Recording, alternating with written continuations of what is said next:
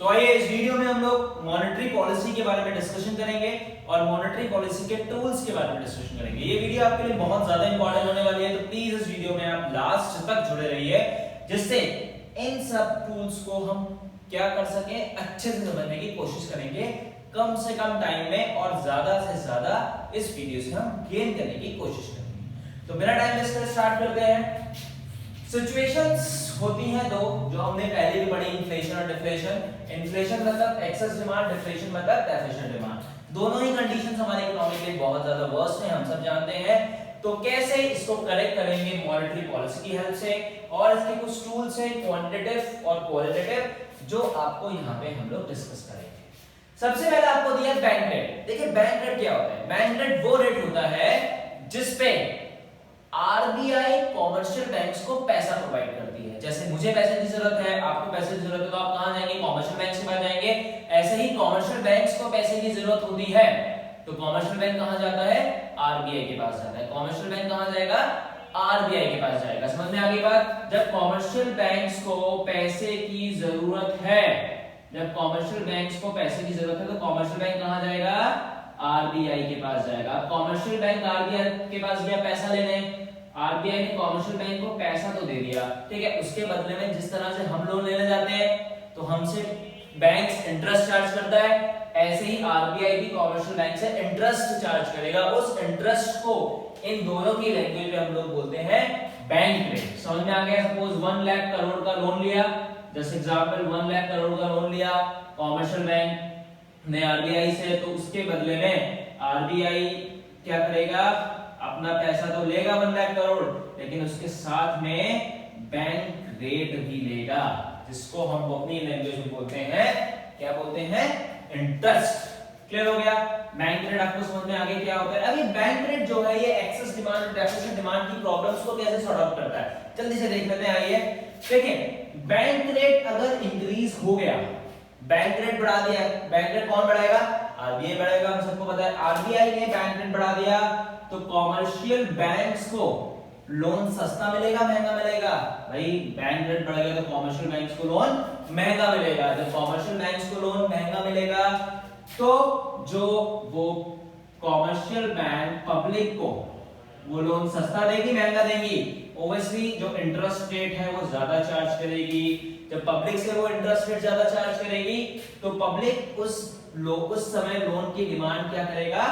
कम करेगा। जब डिमांड कम करेगा तो मार्केट में सप्लाई ऑफ मनी क्या हो जाएगा?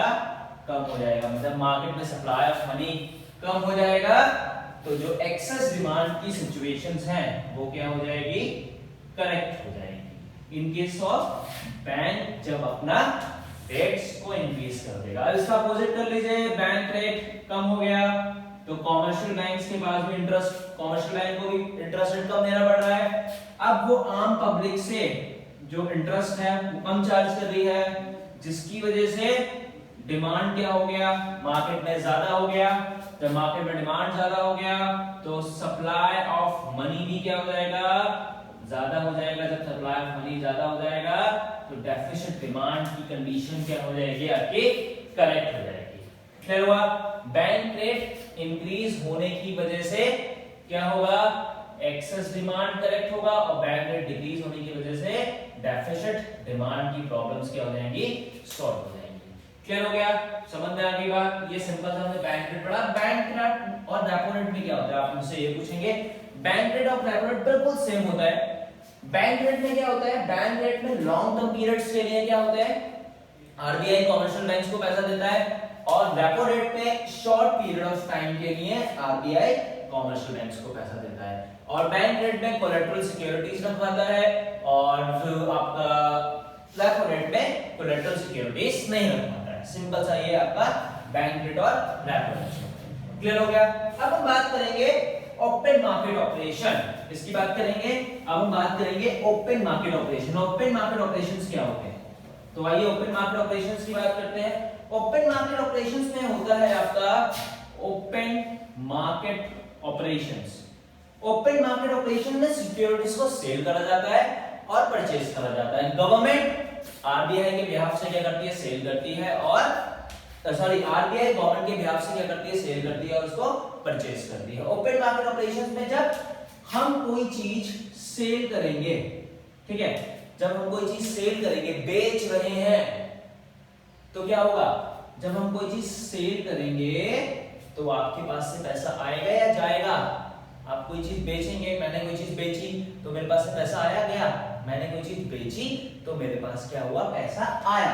जब आपने कोई चीज बेची, अगर ओपन मार्केट ऑपरेशन में चीजों को सेल किया, जिसकी वजह से जो लिक्विडिटी है उसको हमने क्या कर लिया, सोक कर लिया, उसको हमने क्या कर लिया, सोक कर लिया। सोक का मतलब अपने पास ले लिया, इनने अपने पास ले लिया। जब लिक्विडिटी सोक हो गई, हमारे पास चीजें आ गई, तो लिक्विडिटी का मतलब है यहाँ पे कैश, कैश हमने क्या किया, सोक कर लिया, अपने पास रख लिया। जब हमने कैश सोक कर लिया तो मार्केट में जो सप्लाई ऑफ कैश है, मतलब सप्लाई ऑफ मनी है, वो क्या होगा, ज्यादा होगा, कम होगा। जब सारा पैसा इनके पास आ गया तो मार्केट में सप्लाई ऑफ मनी क्या हो जाएगा, कम हो जाएगा। जब मार्केट में सप्लाई ऑफ मनी कम हो जाएगा तो जो डेफिसिट डिमांड की कंडीशन है, वो सॉरी जब आपकी एक्सेस डिमांड की कंडीशन है वो क्या हो जाएगी, करेक्ट हो जाएगी। समझ में आ गई बात, क्लियर हुआ। अब ओपन मार्केट ऑपरेशन ने चीजों को परचेज करना स्टार्ट कर दिया, परचेज मतलब खरीदना स्टार्ट कर दिया। जब खरीदेंगे तो जो कैश है वो मार्केट में क्या होगा, रिलीज होगा, मतलब मार्केट में पहुंचेगा।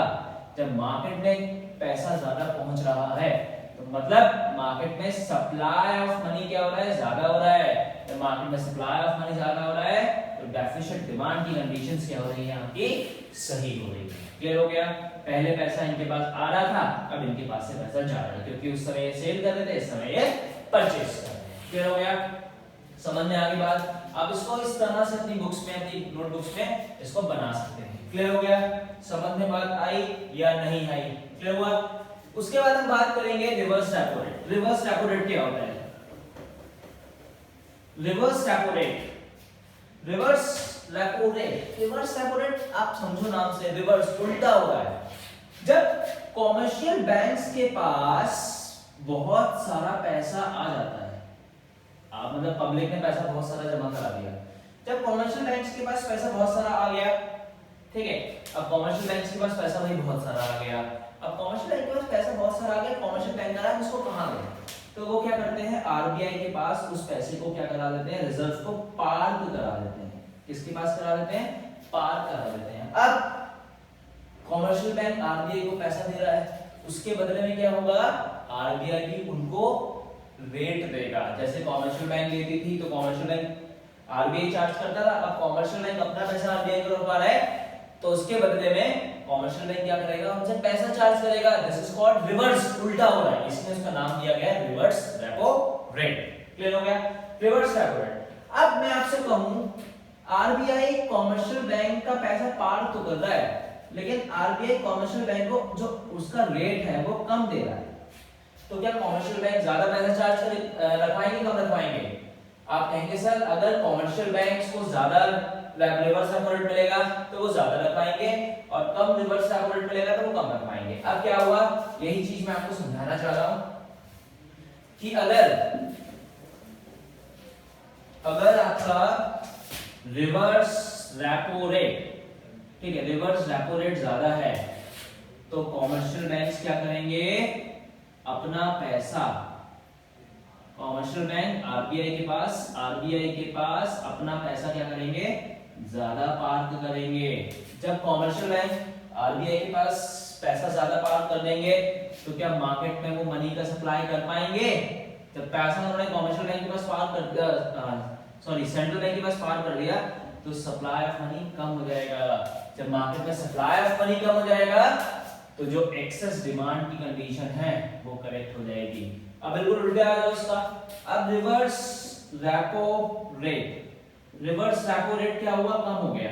अब कॉमर्शियल बैंक क्या है, जब इतना पैसा रखवाने के बाद हमें आरबीआई कुछ नहीं दे रहा है, ठीक है, तो वो आरबीआई के पास पैसा ना रखवा के वो पैसा क्या कर देंगे, मार्केट में सप्लाई ज्यादा कर देंगे, क्योंकि उन्हें मार्केट से इंटरेस्ट रेट ज्यादा मिल रहा है, तो उन्होंने मार्केट में पैसा ज्यादा सप्लाई कर दिया तो डेफिसिट डिमांड की कंडीशंस क्या हो गई, करेक्ट हो गई।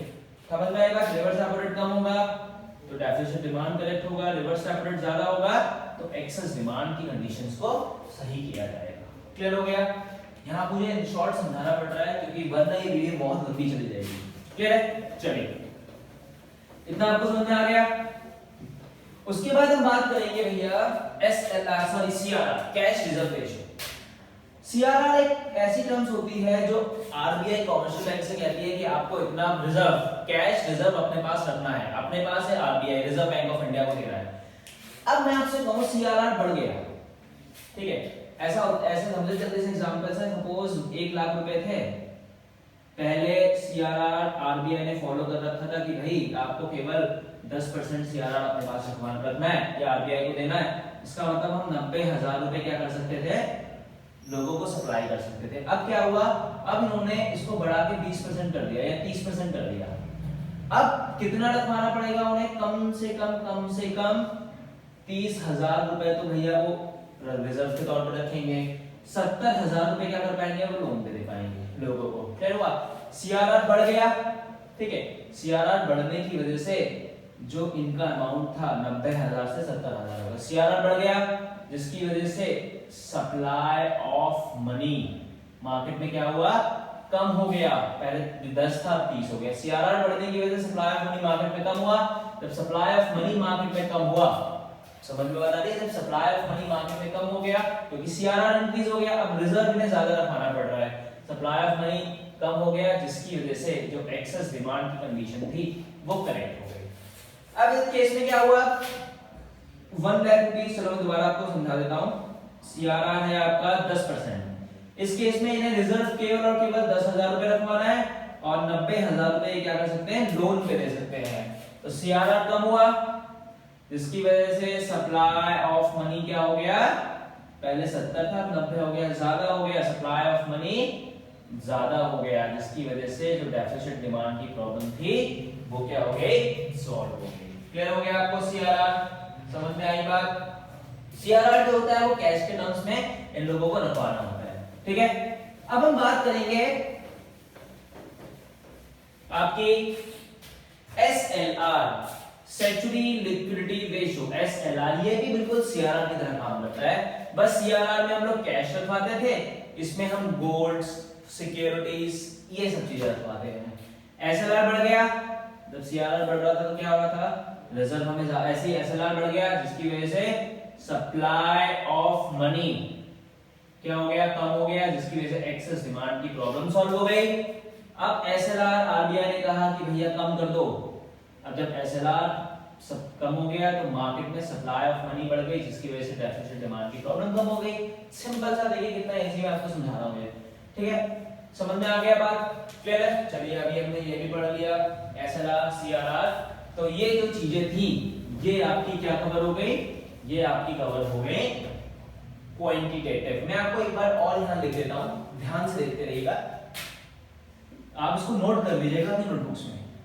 मैं शॉर्ट में लिख रहा हूं, बैंक रेट बढ़ा, बैंक रेट बढ़ने की वजह से जो एक्सेस डिमांड की प्रॉब्लम थी, मतलब जो आपका इन्फ्लेशनरी गैप था वो कहां सही हो गया, ठीक है। बैंक रेट कम होने की वजह से जो डेफिसिट डिमांड था वो क्या हो गया, मतलब आपका डिफ्लेशनरी गैप सही हो गया। पहला टर्म आपका समझ में आ गया, क्लियर हो गया? Open market operations, open market operations, open market operation में चीजें ज्यादा बिकी, सेल हुई, जिसकी वजह से क्या हुआ, चीजें ज्यादा बिकी, बेची आरबीआई ने, तो आरबीआई के पास पैसा क्या कर लिया, सोख कर लिया, आरबीआई के पास पैसा आ गया, ठीक है, जिसकी वजह से मार्केट में सप्लाई जो हुआ वो क्या हुआ, कम हुआ। समझ में आ रही बात? मार्केट में सप्लाई कम हुआ, जिसकी वजह से जो एक्सेस डिमांड की प्रॉब्लम थी वो करेक्ट हो गई। अब ओपन मार्केट ऑपरेशंस परचेस किया तो मार्केट में लिक्विडिटी गई, मतलब सप्लाई ऑफ मनी क्या हुआ, ज्यादा हुआ, जिसकी वजह से डेफिसिट डिमांड की प्रॉब्लम सॉल्व हो गई। समझ में बात आ रही है? आ रही है? Reverse repo rate, reverse repo rate, भैया रिवर्स रेपो रेट बढ़ा दिया, ठीक है, रिवर्स रेपो रेट आरबीआई ने बढ़ा दिया, जिसकी वजह से अब कॉमर्शियल बैंक्स पैसा मार्केट में ना देके आरबीआई के पास रखवा रहे हैं। जब रिवर्स रेपो रेट बढ़ गया उसकी वजह से क्या हुआ, सप्लाई ऑफ मनी मार्केट में क्या हुआ, रिवर्स रेपो रेट बढ़ने की वजह से सप्लाई ऑफ मनी मार्केट में कम हो गया, जिसकी वजह से एक्सेस डिमांड की प्रॉब्लम जिनकी सॉल्व हुई। अब रिवर्स रेपो रेट उन्होंने कम कर दिया, कहा कॉमर्शियल बैंक से कि भैया हम आपको रिवर्स रेपो रेट कम देंगे, आप मार्केट में सप्लाई कर दो मनी का। तो मार्केट में सप्लाई ऑफ मनी ज्यादा हो गया, जिसकी वजह से डेफिसिट डिमांड की प्रॉब्लम सॉल्व हो गई। उसके बाद है भैया सीआरआर बढ़ा, जिसकी वजह से रिजर्व ज्यादा रखवाना पड़ा जिसको कॉमर्शियल बैंक को आरबीआई के पास, जिसकी वजह से सप्लाई ऑफ मनी क्या हो गया, कम हो गया, जिसकी वजह से एक्सेस डिमांड की प्रॉब्लम सॉल्व हो गई। इसके बाद क्या हुआ आपका, सीआरआर कम हुआ, जिसकी वजह से सप्लाई ऑफ मनी मार्केट में ज्यादा हो गया, जो डेफिसिट डिमांड की प्रॉब्लम सॉल्व हो गई। ऐसे ही आपका एसएलआर बढ़ा, जिसकी वजह से सप्लाई ऑफ मनी मार्केट में कम हो गई, जिसकी वजह से एक्सेस डिमांड की प्रॉब्लम सॉल्व हो गई। ऐसे ही एसएलआर आपका कम हुआ, जिसकी वजह से क्या हुआ आपका कम हुआ, सॉरी, तो सप्लाई ऑफ मनी ज्यादा हो गया, जिसकी वजह से जो डेफिसिट डिमांड की प्रॉब्लम थी वो आपकी सॉल्व हो गई।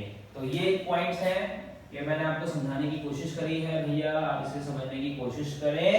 तो ये चीजें हैं आपकी जो एक्सेस डिमांड और डेफिसिट डिमांड, मतलब इन्फ्लेशनरी और डिफ्लेशनरी को करेक्ट करती है। क्लियर हो गया, bank rate, open market operation, reverse repo rate, CRR और एसएलआर। क्लियर हो गया था। अब हम बात करेंगे क्वालिटेटिव। अभी हमने क्वांटिटेटिव इंस्ट्रूमेंट के बारे में डिस्कशन किया था, अब हम बात करेंगे क्वालिटेटिव इंस्ट्रूमेंट। क्वालिटेटिव इंस्ट्रूमेंट का सबसे पहला पॉइंट है मार्जिन रिक्वायरमेंट। देखिए मार्जिन रिक्वायरमेंट का मतलब क्या होता है। सपोज मैं एग्जांपल के तौर पे आपको बताता हूं कि आपकी 1 करोड़ की प्रॉपर्टी है, ठीक है, आप बैंक से लोन लेने गए 1 करोड़ का, क्या बैंक आपको 1 करोड़ का लोन देगा? नहीं, बैंक आपको सपोज 90 लाख रुपीस का लोन दे रहा है। क्लियर हुआ?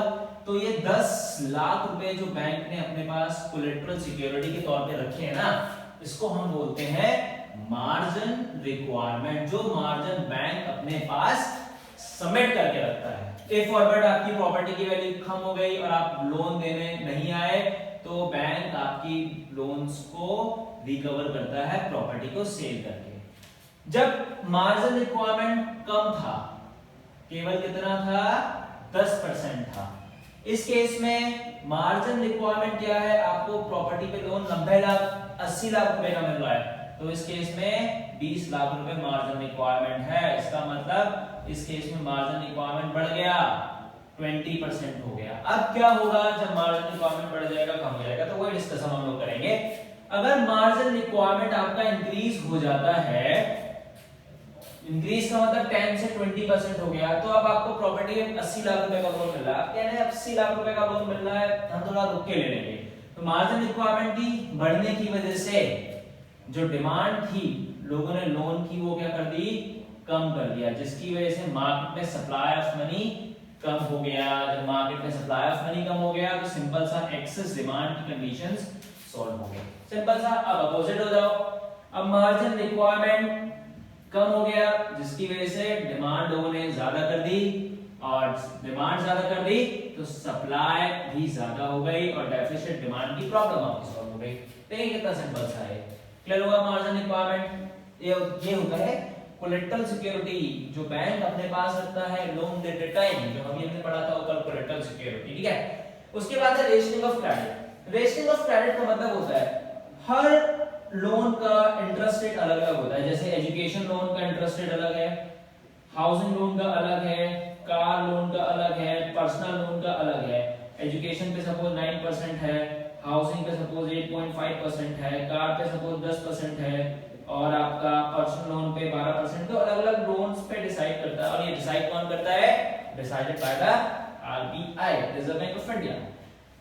रेशनिंग ऑफ क्रेडिट का मतलब बहुत सिंपल सा होता है, मैं आपको बता देता हूं, डस्टर काम गया हमारा भी। देखिए रेशनिंग ऑफ क्रेडिट क्या होता है, अगर आरबीआई इंट्रोड्यूस कर रहा है, इंट्रोड्यूस का मतलब होता है अगर आरबीआई इन सबके इंटरेस्ट रेट्स को बढ़ा रहा है, इंट्रोड्यूस मतलब बढ़ा रहा है। अब जब ये सब लोन महंगे हो गए, तो लोग डिमांड क्या करेंगे, कम करेंगे। जब डिमांड कम करेंगे तो सीधी सी बात, वही लॉजिक लगाओ, सप्लाई ऑफ मनी क्या हो जाएगा, कम हो जाएगा, जिसकी वजह से एक्सेस डिमांड की प्रॉब्लम सॉल्व हो जाएगी। अब आरबीआई ने इन सब लोन्स को, रेट्स को सस्ता कर दिया, इसका 8 कर दिया, इसका भैया 7.5 कर दिया, इसका 9 कर दिया, इसका 10 कर दिया। अब क्या हुआ, जिसकी वजह से आरबीआई विड्रॉ कर रहा है इंटरेस्ट रेट्स को, मतलब कम कर रहा है, विड्रॉ मतलब वापस ले रहा है, जिसकी वजह से डिमांड ज्यादा हो गया, सप्लाई ऑफ मनी ज्यादा हो गई, जिसकी वजह से डेफिशिएंट डिमांड की प्रॉब्लम आपकी सॉल्व। ठीक है, कितना सिंपल सा है। इसके बाद मोरल सुएशन मैं आपको ऐसे ही बताता हूं ओरली। देखिए मोरल सुएशन क्या होता है? मोरल सुएशन का मतलब होता है मोरल सुएशन जो आरबीआई ने पॉलिसी बना दी है वो सारे कॉमर्शियल बैंक्स को फॉलो करनी ही करनी है। जो भी आरबीआई पॉलिसी बना रहा है वो पॉलिसी कॉमर्शियल बैंक्स को माननी ही माननी पड़ेगी। क्यों? क्योंकि भैया फादर ऑफ बैंक आरबीआई, जो उन्होंने कह दिया वो सबको मानना बनना है। कॉमर्शियल मोरल सुएशन में सिंपल से यही है, आरबीआई कह रहा है डिफ्लेशन के टाइम में सप्लाई ऑफ मनी इंक्रीज कर दो, इन्फ्लेशन के टाइम में सप्लाई ऑफ मनी डिक्रीज कर दो। तो यही मोरल सुएशन होता है, बहुत सिंपल सा मोरल सुएशन होता है। मतलब जो आरबीआई की गाइडलाइंस है वो हमें फॉलो करनी है, हमें मतलब कॉमर्शियल बैंक्स को फॉलो करनी है। कॉमर्शियल बैंक्स फॉलो करेगा तो हम भी फॉलो करेंगे। सिंपल सा ये क्वालिटेटिव क्वांटिटेटिव इंस्ट्रूमेंट आपका हो गया और इसी के साथ आपका ये चैप्टर भी खत्म हो जाता है। अगर आपको वीडियो अच्छी लगे तो प्लीज सब्सक्राइब जरूर करें, कमेंट जरूर करें और लाइक जरूर करें। क्लियर है? तो इसी के साथ आपका ये चैप्टर कंप्लीट हो गया। और हाँ, बहुत इंपॉर्टेंट चीज, अगर इस चैप्टर या इससे पिछले चैप्टर्स या किसी भी इकोनॉमिक्स में आपको किसी भी टॉपिक के नोट्स चाहिए तो आप मुझे मेरे इंस्टाग्राम पे जाके फॉलो कर सकते हैं और वहां पे कमेंट करके या डायरेक्ट मैसेज करके आप मुझे इसके नोट्स वहां से प्राप्त कर सकते हैं। लेकिन आप सारे चैप्टर्स के सारे सब्जेक्ट के नोट्स पहले खुद बनाने की कोशिश करें। जितनी आप अपनी लैंग्वेज में नोट्स को कंप्लीट करने की कोशिश करेंगे उतना ज्यादा आपके लिए अच्छा होगा। अदरवाइज कोई आपको प्रॉब्लम पड़ रही है तो हम आपके लिए इंस्टाग्राम में बैठे हैं। Thank you so much. Next video में हम मिलते हैं नेक्स्ट चैप्टर के साथ। Thank you so much.